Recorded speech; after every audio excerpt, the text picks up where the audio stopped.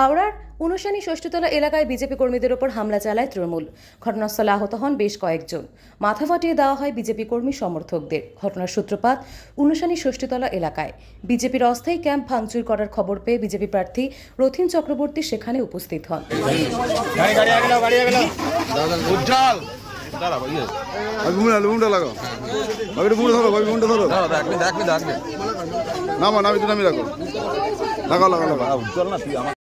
লতিফের ছেলের নামটা কি? লতিফের ছেলে সুকাকে ডাকো না, সুকাকে ডাক না। বাবা আসছে তো। ডাক তো রেডি হয়ে গেছে। একজনই ছিল। ওই তো ওরা আমাকে ঘুরে মারলো।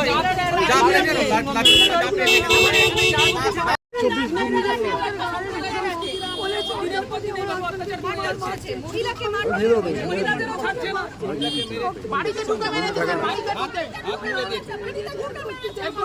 কারা করেছে?